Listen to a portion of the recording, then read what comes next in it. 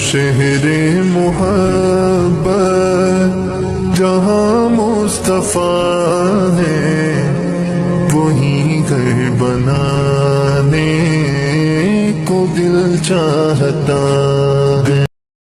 ایک دفعہ حسنین کریمین بیمار ہو گئے۔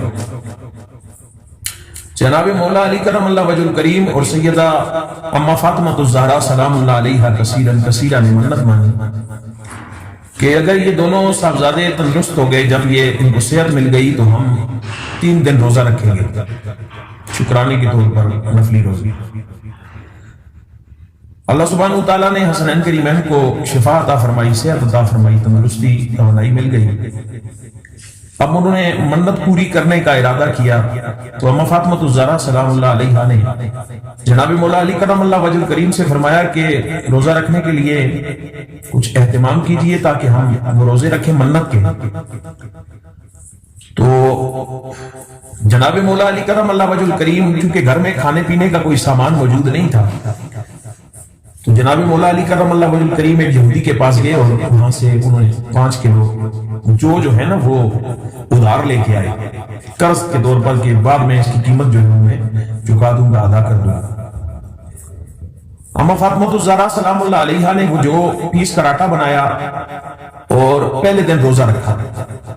جب افطار کا وقت آیا تو جو کہ آٹے کی روٹیاں بنائیں، اب دسترخوان لگا اور افطاری کے لیے جب بیٹھے حسنین کریمین کے ساتھ، یہ دونوں نفوس قدسیہ افطار کرنا ہی چاہتے تھے کہ دروازے پہ دستک ہوئی۔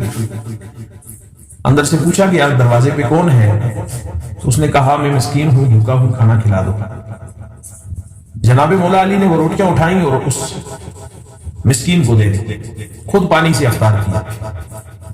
دوسرے دن پھر اسی طرح روزہ رکھا۔ شام کو افطار کا وقت ہوا تو جو کہ آٹے کی روٹیاں بنائیں، افطاری کے لیے بیٹھے، جیسے ہی افطار کرنا چاہتے تھے پھر دروازے پہ دستک ہوئی۔ انہوں نے پھر پوچھا دروازے پہ کون ہے؟ تو آگے سے جواب آیا کہ میں یتیم ہوں، کھانا کھلا دو۔ آپ نے وہ روٹیاں اٹھا کے اس یتیم کو دے دی، خود پانی سے افطار کیا۔ تیسرا دن آ گیا، تیسرے دن بھی روزہ رکھا اور شام کو افطار کے لیے پھر جو کہ آٹے کی روٹیاں بنائیں۔ جب افطار کے لیے بیٹھے تو پھر دروازے پہ دستک ہوئی۔ اب اندر سے پوچھا گیا کہ دروازے پہ کون ہے؟ تو جواب ملا کہ میں اسیر ہوں، قیدی ہوں، قید سے چھوٹ کے آیا ہوں، بھوکا ہوں، کھانا کھلا دو۔ آپ نے وہ روٹیاں اٹھائیں اور اس اسیر کو، اس قیدی کو دے دی اور خود پانی سے افطار کیا۔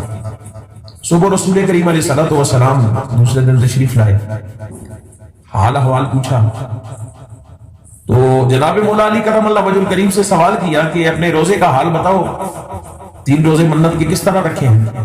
انہوں نے ساری کیفیت بیان کر دی۔ یا رسول اللہ اس طرح پہلے دن مسکین آیا، دوسرے دن یتیم آیا، تیسرے دن اسیر آیا، تو ہم نے کھانا اس کو دے دیا۔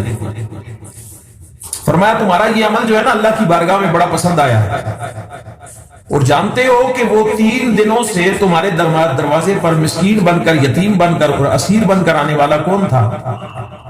تو عرض کی یا رسول اللہ واللہ عالم ورسول، اللہ اور اس کا رسول بہتر جانتے ہیں، ہمیں تو نہیں پتا وہ کون تھا۔ فرمایا وہ جبرائیل تھا جو 3 دن تمہارے دروازے پر، ایک دن مسکین بن کے آیا، ایک دن یتیم بن کے آیا، ایک دن اسیر بن کے آیا، اللہ نے تمہاری آزمائش کے لیے بھیجا تھا۔ تمہیں خوشخبری ہو کہ تم اس آزمائش میں اللہ تعالیٰ کی طرف سے امتحان میں کامیاب ہو چکے ہو۔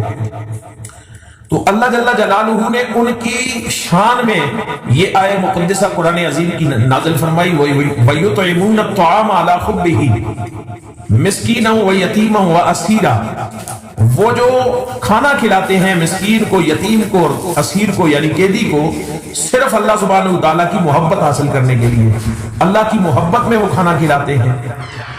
تو وہ نفوس قدسیہ آج ہم دعویٰ تو کرتے ہیں کہ ہم 5 تن کے غلام ہیں، ہم صحابہ کے نوکر ہیں، لیکن کبھی ہم نے غور کیا کہ ہماری طرز عمل میں، ہماری زندگی میں صحابہ کرام رضوان اللہ علیہ مجمعین کی سیرت اور کردار، یا آل بیت اطہار کا جو طریق تھا، جو ان کا رویہ تھا، جو ان کے زندگی گزارنے کا طرز عمل تھا، وہ جو تقوی اور پرہیزگاری تھی، وہ جو اخلاص تھا، وہ جو اللہ اور اس کے رسول کی محبت تھی، کیا وہ ہماری زندگیوں میں پائی جاتی ہے؟